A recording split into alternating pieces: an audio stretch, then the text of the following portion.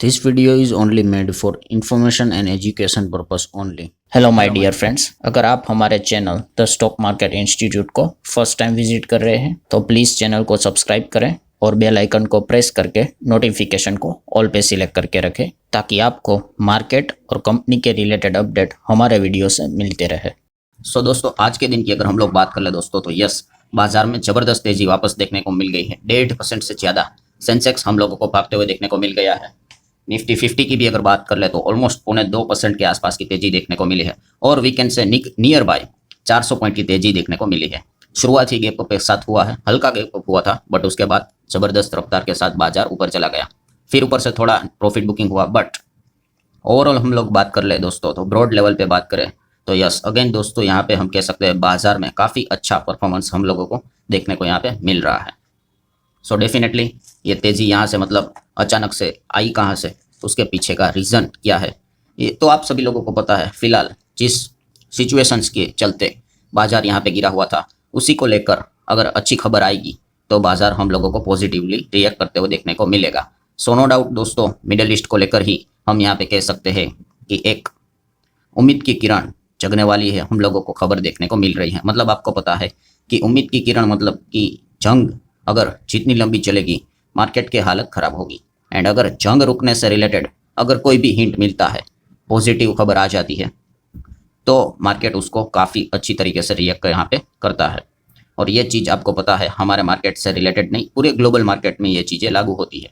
इसलिए entire global market में जैसे कि अमेरिकन मार्केट का फ्यूचर देख लीजिए, फिर नेस्डेक फ्यूचर की अगर बात कर ले 1% यहाँ पे ऑलमोस्ट ऊपर चलते हुए देखने को मिल रहा है। देन जापान के बाजार ने आप देख सकते हो और अच्छा परफॉर्मेंस दिखाया है। हैंग सेंग की बात करें तो ये भी काफ़ी अच्छा भाग रहा था। देन जर्मनी की बात कर ले, देन फ्रांस के बाजार की बात कर ले, सभी आप देख सकते हो काफ़ी अच्छी तरीके से 1.5% के आसपास हम लोगों को भागते हुए देखने को मिल चुके हैं, इंक्लूडिंग कोरिया का मार्केट, यूके का मार्केट। देन यूरो स्टॉक्स 50 की बात करें तो ये भी 1.5% ऊपर है। मतलब पॉइंट क्या है दोस्तों कि ये जो भी ये घटना चल रही है, अगर दुनिया भर के बाजार भागेंगे तो एक साथ भागेंगे, गिरेंगे तो भी एक साथ ही गिरेंगे। और उसी के साथ साथ सबसे इंपॉर्टेंट हमारे लिए पैरामीटर होता है जिसके ऊपर हम लोग 24/7 फोकस बना के रखते हैं, वो है क्रूड ऑयल। तो क्रूड की अगर बात कर ले तो आप देख सकते हो क्रूड में अच्छी खासी गिरावट हमें देखने को यहाँ पे मिल रही है। 5.25% वापस क्रूड डबल डिजिट में आते हुए देखने को मिल रहा है। नो डाउट वॉलेटिलिटी है, काफ़ी खबरें यहाँ पे चल रही है, ट्रस्ट किया जा सकता है, ये नहीं किया जा सकता, वो एक डिफरेंट पार्ट है। बट जो तेजी यहाँ पे आपको देखने को मिल रही है, यस उसी के पीछे का रीज़न यही हम लोगों को देखने को मिल रहा है। मतलब क्या है, ये प्रूफ हो जाता है, प्रूफ मिल जाता है हमें कि हाँ भाई कि बाजार अगर भागेंगे, मैंने इसके पहले भी आपको चार्ट पैटर्न बताया था कि बाजार एकदम जोरदार भागेगा, रिबाउंड आएगा अच्छे खबर के चलते, तो जोरदार भागेगा एंड साइमल्टेनियसली कहाँ पे ये लाल निशान बनेगा, क्रूड में गिरावट देखने को मिलेगी। अगर ये एक्स अगर आपको बनते हुए देखने को मिल गया, एक्स मतलब मार्केट ऊपर जा रहा है और क्रूड नीचे आ रहा है, तो समझ लेना कि वॉर को लेकर ही कोई पॉजिटिव डेवलपमेंट हम लोगों को देखने को मिल रहा है, अच्छी खबर देखने को मिल रही है। तो चलिए यहाँ तक तो आपको समझ में आ गया कि अच्छी खबर तो बाजार में यहाँ पे आई है, शायद से वॉर यहाँ पे रुक सकती है। तो एग्जैक्टली यहाँ पे हुआ क्या है, सबसे पहले दिमाग में यही आएगा, वॉर क्या जंग यहाँ पे ख़त्म हो गई है? तो दोस्तों अगेन सवाल का जवाब है नो।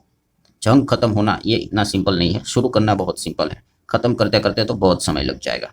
पर हम यहाँ पे कह सकते हैं यस, कुछ ऐसे संकेत हम लोगों को देखने को मिल रहे हैं कि दोनों पार्टी मतलब अमेरिका एंड ईरान, यही दो है। अमेरिका के साइड पे इजराइल भी हम लोगों को देखने को मिल जाता है, बट नेगोशिएशन की बात करें तो अमेरिका और ईरान के बीच में ही होगा। सो यहाँ पे हम कह सकते हैं दोस्तों, दोनों साइड से हम यहाँ पे कह सकते हैं कि बातचीत से रिलेटेड कोई स्कोप क्रिएट होते हुए देखने को मिल रहा है। पहले तो कैसे था कि हमें बातचीत ही नहीं करनी, ईरान तो कहता था कि कुछ भी कर लो हम बातचीत करेंगे ही नहीं। पर अभी की अगर बात करें यस, यहाँ पे हम कह सकते हैं दोस्तों कि दोनों पार्टी की ओर से अपनी अपनी टर्म्स एंड कंडीशंस हम लोगों को देखने को मिल रही है। क्या ये खबर ऑफिशियली है? तो नहीं, ये रिपोर्ट के जरिए हम लोगों को खबर और सुनने को मिल रही है। सबसे बड़ी खबर तो आप लोगों ने सुनी होगी कि ट्रंप एडमिनिस्ट्रेशन ने यहाँ पे ऑफर किए हैं 15 पॉइंट्स सीज फायर के लिए। सीज फायर मतलब युद्ध विराम के लिए, वॉर यहाँ पे रोकी जाएगी, ईरान के अगेंस्ट जो वॉर चल रही वो। तो सिर्फ 15 पॉइंट उन्होंने अपने साइड से यहाँ पे रखे हुए हैं। वैसे ईरान ने भी अपने साइड से कुछ पॉइंट्स रखे हुए हैं, तो दोनों साइड्स के पॉइंट हम लोग यहाँ पे कवर करने की कोशिश करेंगे। और मैं सेकंड टाइम रिपीट करना चाहूँगा कि ये रिपोर्ट के जरिए हम लोगों को खबर देखने को मिल रही है। तो आप देख सकते हो दोस्तों, अमेरिका कह रहा है कि 15 पॉइंट अगर ईरान मानता है तो यहाँ पे वॉर यहाँ पे रुक जाएगी। सो क्या क्या पॉइंट है, तो सबसे पहले अगेन यही कहा है कि न्यूक्लियर कैपेबिलिटीज़ जो है वो उनको यहाँ पे ख़त्म यहाँ पे करनी पड़ेगी, प्रोग्राम यहाँ पे कम्प्लीटली बंद करना पड़ेगा। ये तो पहले भी वो टर्म्स एंड कंडीशंस लेके चलते थे, तभी ईरान नहीं माना था, तो अभी वापस शायद नहीं मानेगा। पर 15 पॉइंट में ये एक पॉइंट है। सेकंड पॉइंट की अगर बात करें, नो न्यूक्लियर वेपन, मतलब यहाँ पे हम कह सकते हैं कि अभी अगर ये चीज़ें अगर वो रोकेंगे, उसी के साथ साथ अगर हम लोग देखेंगे कि आगे भी भविष्य में वो इस प्रकार की कोशिश नहीं करेंगे, तो ये भी एक पॉइंट उन्होंने फिलहाल सामने रखा हुआ है। नेक्स्ट अगर बात करेंगे दोस्तों, तो यूरेनियम से रिलेटेड अगर बात कर ले, तो उन्होंने यहाँ पे बताया है Iran is not allowed to uranium on its own land, ये भी एक कंडीशन रखी हुई है। देन ऑलरेडी है उसका किया, तो उन्होंने बताया कि वो मटेरियल हैंड ओवर करना पड़ेगा, और वो मटेरियल हैंड ओवर करना है इंटरनेशनल एटॉमिक एनर्जी एजेंसी, उनको यहाँ पे हैंड ओवर कर दो जो ऑलरेडी एग्जिस्टेड है उसको। देन पॉइंट नंबर 5 है कि जो न्यूक्लियर साइट है उनको भी शट डाउन करना पड़ेगा। जैसे कि मेजर न्यूक्लियर साइट्स की अगर बात करें तो वो 3 है, उनको भी डिसमेंटल करना है, बंद करना है। ये भी एक पॉइंट अमेरिका ने सामने रखा हुआ है। यहाँ पढ़ते पढ़ते ही बहुत लोगों को लगेगा कि ये क्या टर्म्स एंड कंडीशन है, ईरान थोड़ी ना ऐसी कोई टर्म्स कंडीशन छोड़ेगा।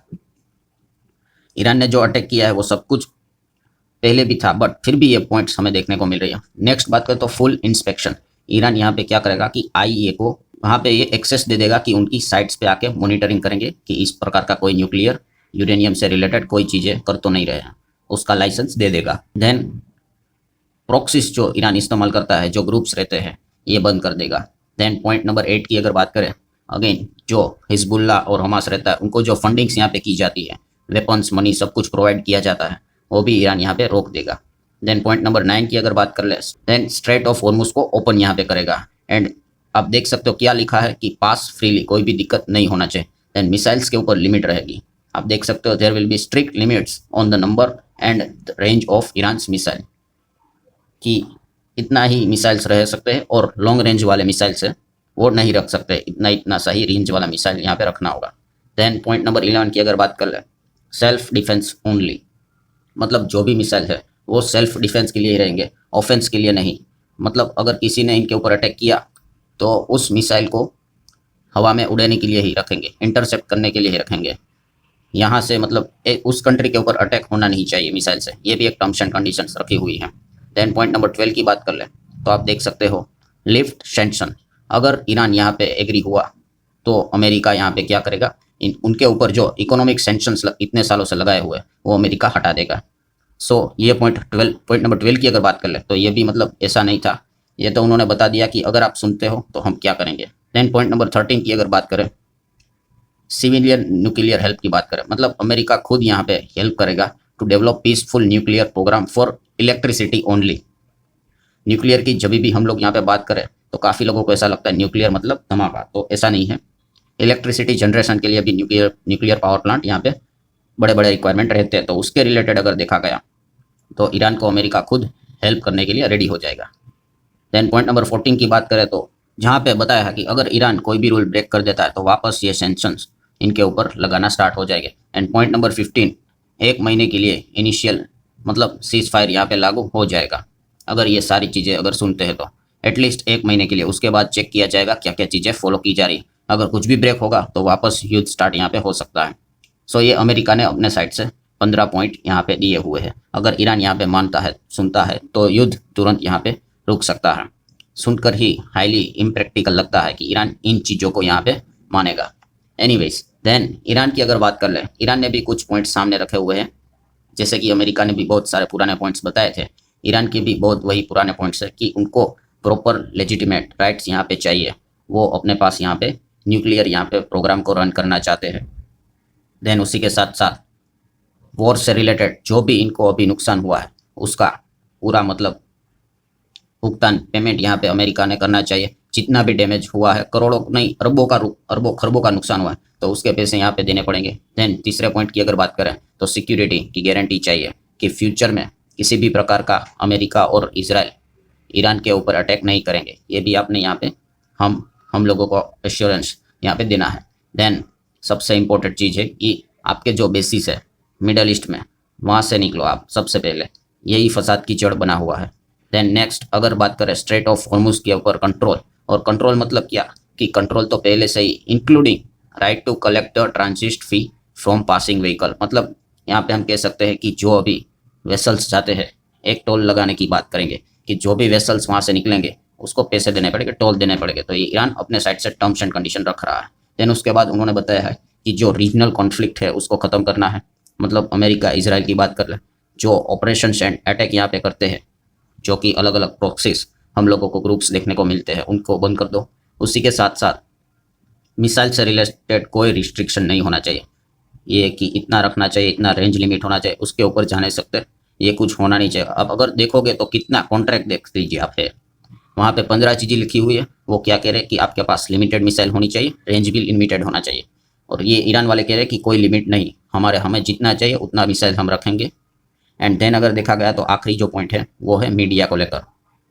जो विदेश में हम लोगों को बहुत सारे मीडियाज देखने को मिलते हैं जो ईरान गवर्नमेंट के खिलाफ चीज़ें यहाँ पे चलाते हैं, उनको पनिश करने की बात कर रहे हैं।